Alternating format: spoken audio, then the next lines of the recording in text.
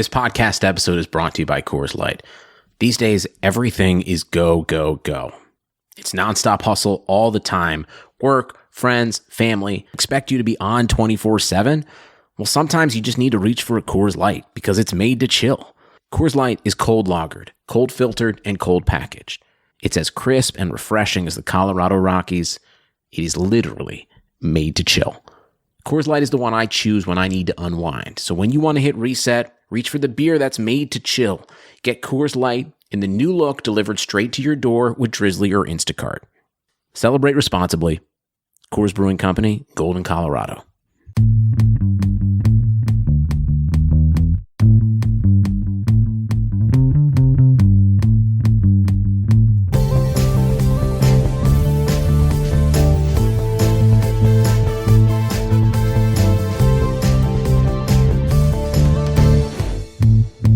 Welcome back to another episode of the Keeping Karlsson Short Shifts Fantasy Hockey Podcast. My name is Ben Burnett. Joining me, as always, Louis Ezekiel. Louis, how are you doing tonight on this, the second show of the hashtag Battle of the Buds week? Oh, man, well, you're making me sweat. You're off to a really great start to your night. 3 goals and 6 assists so far with 10 shots. Come on, that's not a sustainable shooting rate. Unacceptable. All I do is look for these guys who put up unsustainable numbers, and then, you pump them, you dump them. That's my whole philosophy. I don't care about sustainability. Well, hey, that's how you win games, I think, is the moral there. It doesn't matter how, what do they say? It doesn't matter how many shots you take to get them. Just get those goals. I thought you were going to say they don't ask how, they ask how many, but sure, yeah. I thought about it, but then that made no sense because, well, I guess it does make a little bit of sense. Yeah, I don't know. Goals, specifically. Anyway, great start. Let's get right into the show here, Louis. We have a lot to talk about, and starting almost entirely, as always, with the COVID-19 protocol as it traverses the league once again. I kind of wanted to go through a few names here that have been on the list for a while, as well as talk about the new cancellations. We'll start in Minnesota. 4 games have been postponed due to an outbreak there. Colorado tonight is included, so that one likely is out of the way if you're wondering what to do with your Wild players. They have 2 games against Arizona coming up that have been canceled, or postponed rather, and 1 in St. Louis. Louis, any Minnesota players that you're kind of looking at streaming out at this point? Brian and Elon talked about Jordan Greenway on Sunday. Certainly an interesting pick up maybe for this week with 4 games, but obviously with those games canceled, that's somebody I would be streaming out. Jonas Brodin was an interesting one. Also somebody else that I picked up. Didn't have enough moves to drop, but that's probably someone that I can do without, although depending on how this injury with Spurgeon may be, he's also on the COVID list. He may get a little longer of a look there with Dumba out as well. I think there's a lot of Minnesota Wild players, honestly, who are kind of bubble holds in general, who I would be happy to let go if they're going to miss 3 more games after tonight's set. Yeah, I think it's pretty much like you're holding Kaprizov, you're holding Fiala, unless you're in a very shallow league. You're probably holding Talbot in most formats.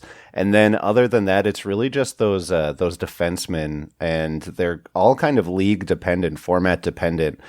Joel Eriksson Ek has probably been hot enough that you're going to keep him in deeper leagues, but if I was in a 10 or 12 team league, I'd have a hard time justifying taking the 0 for a week with a player who I think is overperforming, like JEE. Yeah, definitely. It's, unfortunate circumstances, but you got to be able to cut even if you've invested something in them or paid a price to pick them up. You got to be able to move on from it if you're going to, the plus side is anybody that you hold, they'll have some bonus makeup games later. So if you're far enough ahead that you think you're going to do all right, that's one thing. But yeah, you're going to have to be very careful about making these decisions. Like we said last time, it's not the difference between being dropped a line or being dropped off of a power play. Those are going to be guaranteed zeros. Well, and I think that your advice there about keeping in mind the extra games you're getting down the stretch will matter more once we talk about a few players or a few teams that have more fantasy relevant players. But in Minnesota, it really is a lower tier fantasy team. Let's hop over to Buffalo. They've already lost 2 games, 1 before tonight and 1 tonight against the Islanders, and they have 2 more coming up this weekend against Boston that have since been canceled. I mean, you're obviously going to keep hold of your Eichels, your Halls. Probably you've got Reinhardt on IR, and you're good with that. Dahlin should be owned in most leagues. Ullmark has been good enough to hold on to in, I would say, 12 and above team formats. Ristolainen probably in bangers leagues, but once you get into the streamers there, I think a guy like Eric Stahl was starting to look like he was worth owning, and I wouldn't be holding him through these zeros. Anyone really underneath that tier, Victor Olofsson is a keep for sure, but other than that, anyone you want to mention on Buffalo, Lewis? Yeah, no, not especially. Again, like what you really are thinking about in dealing with the COVID issues is you want to sort of have a dividing line, like your Maginot line of folks worth holding and folks beyond which you're not willing to pass. So, yeah, just sort of picking on each team. And again, Buffalo, has not been thrilling offensively either. Like you said, maybe more so than Minnesota has, at least at the top end. But again, like these are the players that you're not going to be dropping anyway. So yeah, I'm with you there. And then unfortunate, obviously, for people with Boston players, especially with how red hot Boston has been. Not that this is useful fantasy advice because that top line is going to be gone, but they have just been outstanding. Great to see Pastrnak come back quicker than expected, and they have just been absolutely on fire since his return. So a bummer. It's going to be a little bit of a hitch in their step maybe for those Boston players, but I'm sure they'll get through it. It's just unfortunate for their owners to miss out on those opportunities.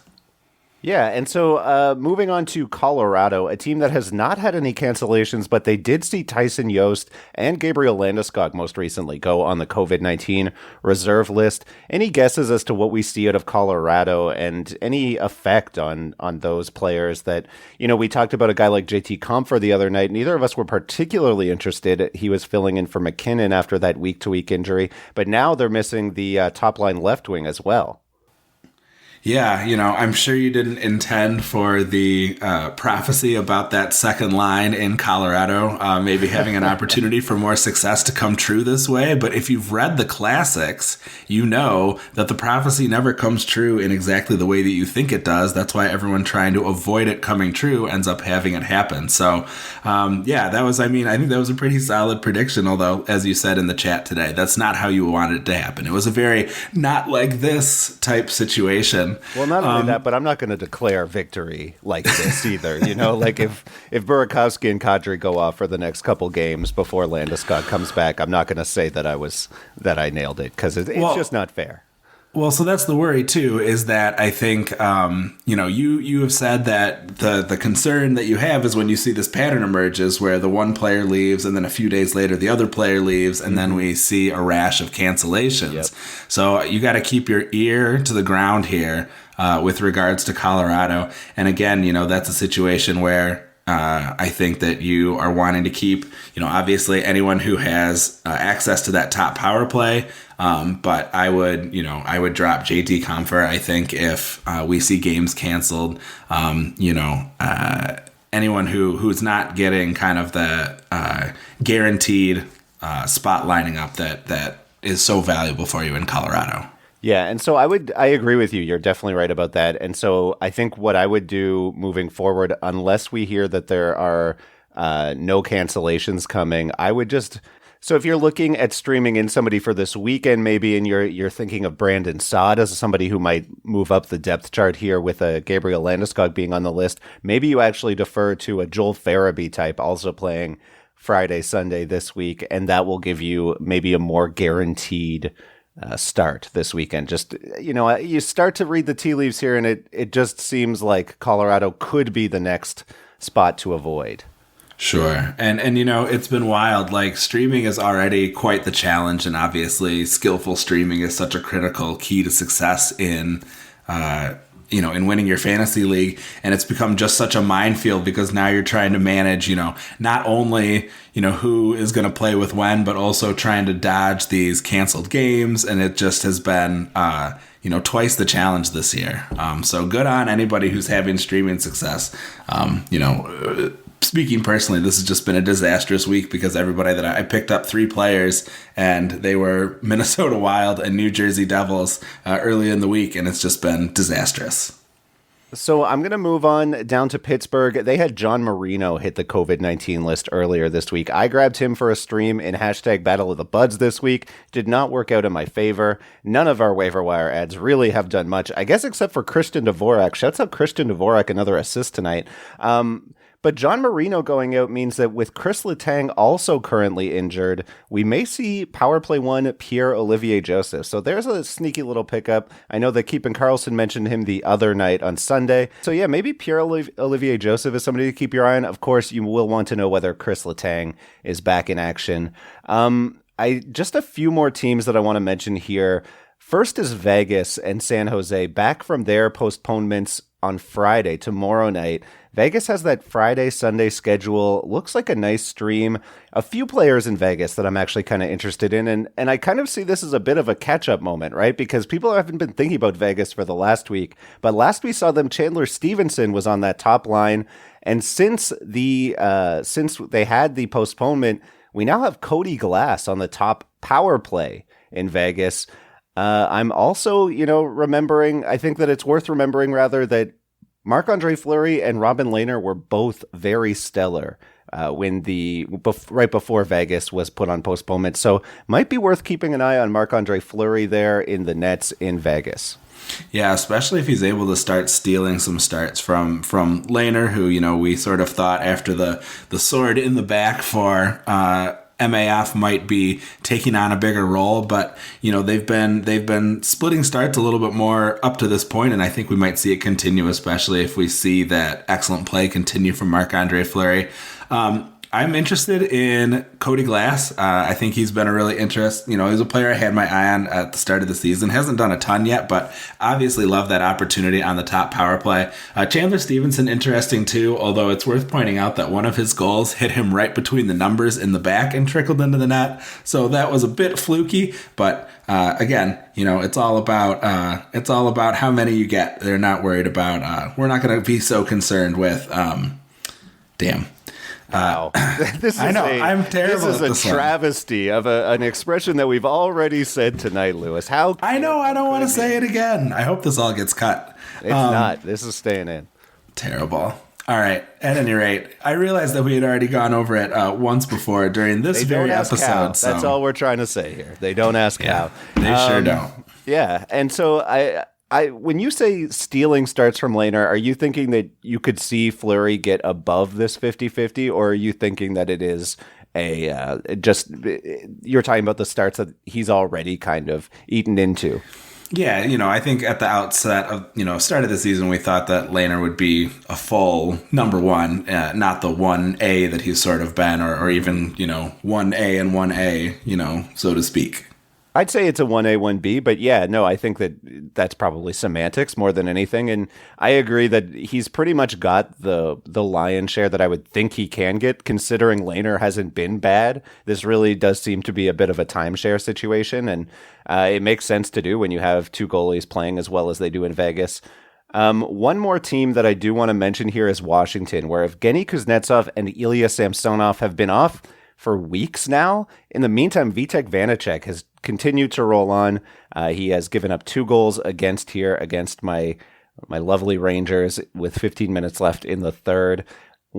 I mean, you got to start to be worried about the fact that they've been on the COVID list for so long at this point, right? Yeah, it makes you wonder if there might be, some significant recovery time and some rust to shake off. So yeah, I think that's definitely worrisome. It already seemed like we might see a more serious challenge than we expected for Samsonov in that, we sort of had him penciled in again as one of those uncontested starters, especially once Lundqvist, as you mentioned last show, went out for the season. But he has certainly proved that he is up to the challenge, and I think it's going to be a little tenuous for those Samsonov owners, anyone who put him, in that same sort of tier with Igor Shesterkin, who seems to have seized that number one position back from Georgiev. So yeah, I think that is something for your Samsonov owners to keep an eye on here. Well, and I think you're right to say that it is it's there's going to be some rust to shake off, especially for Samsonov. I just don't see him hopping right back in, considering he's not even back to practice. I guess I'm getting a little bit ahead of myself here saying 3 weeks. It's been exactly 2 weeks to the day since they were announced to be out for 4 games. Obviously, it's been more than that, but I guess I'm just a little nervous that this could be a long-term thing. If I do have Samsonov shares, and I'm just like I said, I'm monitoring carefully, and I'm really hopeful that they're off the COVID list soon, because I don't want to hear about NHLers having long haul complications. We heard about Marco Rossi. That's really scary, and just something that you shudder to think. Yeah, no, you're absolutely right. And, we've said this multiple times, but it's worth saying again. Obviously, safety is our number one concern. I thought it was really interesting seeing Andrew Kopp with some stern words for the NHL earlier today, Thursday here, talking about, what's the difference between getting to the arena, with why not have an hour extra to practice? If we really were serious about preventing spread of COVID, we wouldn't be playing hockey. And, it's just sort of a reminder of sort of the situation that we find ourselves in here, which is, a little bit concerning, a little bit of real talk from Andrew Kopp. Coming up, we'll talk about a few more headlines. You're listening to Keeping Karlsson, Short Shift's Fantasy Hockey Podcast. The economy is made up of real people doing real stuff, and it affects everything. Which you obviously know since you're a real person doing real stuff. Marketplace is here to help you get smart about everything beyond the what of the day's business and economic news. We dig into the how and the why with the real people driving our economy. From big tech and interest rates to small businesses and what's happening at the Fed. Marketplace breaks it all down so you don't have to. Listen to Marketplace wherever you get your podcasts. Welcome back to the Keeping Karlsson Short Shifts podcast. Lewis, we have a bunch of headlines to get to. The COVID roundup took way longer than either of us would like it to, mainly because we don't want to talk about COVID constantly. But I do want to update quickly, and I think we're going to end up running through a lot of these headlines quickly, just because these are sort of midweek updates. We don't have as much of the juicy analysis stuff that we often sink our teeth into. But let's start in Columbus. Patrik Laine, already the subject of a line shakeup. He's currently playing with Alexandre Texier and Max Domi on the top line in Columbus, and has his first goal in Nationwide. So you love to see it, and maybe scoring that first goal will allow him to stick there. I don't want to jinx it, but I do see him playing line 1 and power play 1 with Max Domi. Yeah, so it was a nice goal because it got all 3 guys in for credit. So assists from both of those top liners too. Obviously very exciting for anyone who has held through on Max Domi. They were having a little bit of trouble earlier in the game in terms of how their shot share was balancing out, but it's gotten a little better here as the game has progressed. So that's certainly good news. Very interested to see what Laine can do, together with these two. And we were sort of, wondering who that third piece was going to be. This may be another one of those cases where we see a duo develop with Laine and Texier sticking together and rotating through that third piece. But Max Domi right now, with the edge there, especially because he got in on this goal and they are holding the lead for the time being. So I like to see the 3 of them stick together and see what they can produce. So the one player that I do think it's worth mentioning once again here is Oliver Bjorkstrand, who continues to not get good deployment. He's on a third line pretty much by himself once again. He has scored and added an assist tonight. I wonder if it's not a bad time to see what you could turn Oliver Bjorkstrand into if you couldn't get a top line player for him, rather than being stuck with somebody who may end up getting that mid-6 tweener type minutes. Yeah, especially while, again, he's off that top power play. Just a little bit concerning. And I think you make a good point. Like, his recent production, sort of may mask that deployment issue. So if you've got someone who's not, following the Frozen Tools last game lines up to the second, that might be someone who might be willing to overpay given his deployment situation. Yeah, maybe you'd be able to trick like an owner who doesn't pay close attention, like a Jake Gensel, somebody who has Jake Gensel on the roster, or somebody else who's had a slow start. I think that's a nice target. Yeah, I like that idea, although I'm not a big fan of using the term trick here. We are simply negotiating from a position of power. Certainly. Let's move over to Dallas. Columbus's opponents tonight, Joe Pavelski, 4 points on Tuesday. Just an unbelievable start to the year. And I was listening to Keepin' Karlsson this weekend. I heard Brian talk about how you should trade away Joe Pavelski, get what you can for him.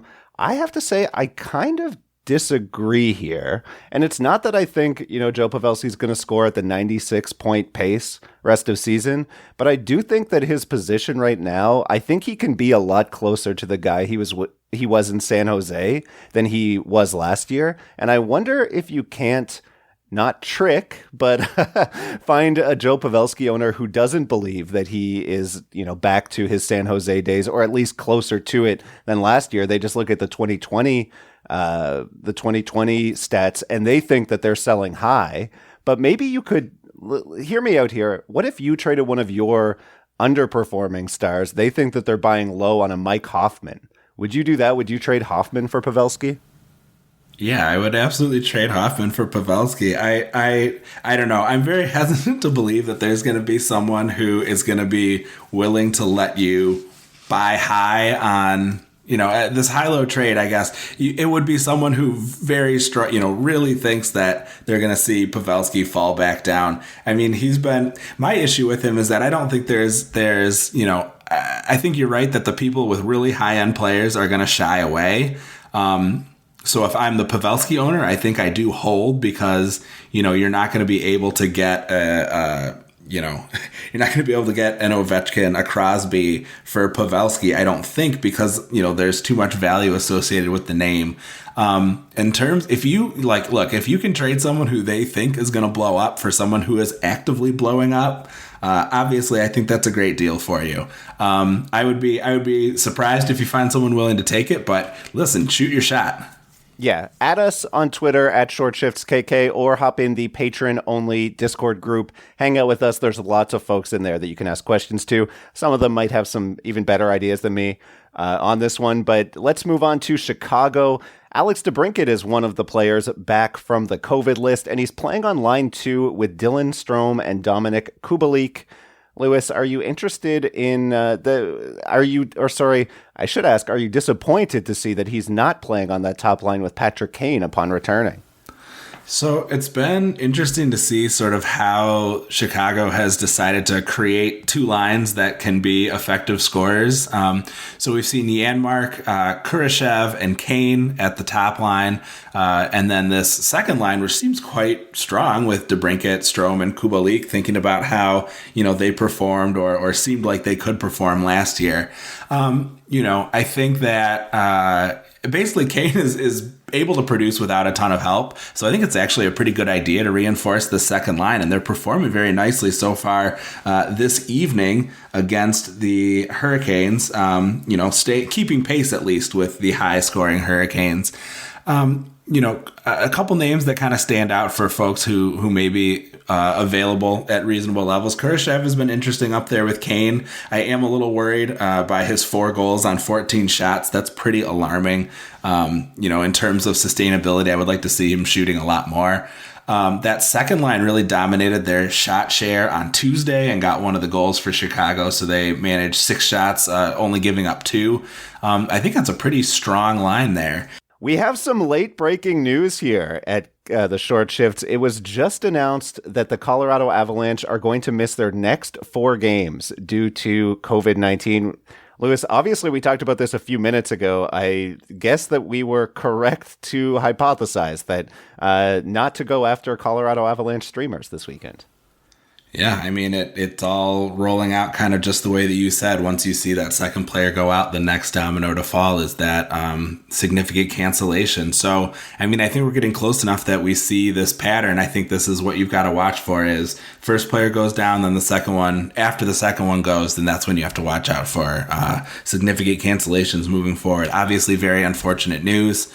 Again, number one thought is hoping that staff, family, players themselves are going to, remain healthy, get through the outbreak without suffering symptoms or any long-term concerns. But yeah, this is the story of the 2021 season. All right, Lewis. Well, that's all the time we have for tonight. For myself, Ben Burnett, thanks for listening. Why don't you sign us out of here? All right. Well, thank you as always for joining us. We researched our episode this week using Frozen Tools, Natural Stat Trick, and Yahoo.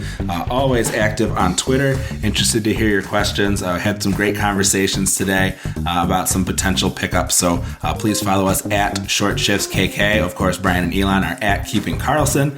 Our intro and outro music is by Pat Roach. Brandon Weave designed our logo. And until we see you next week, play smart and keep your shifts short.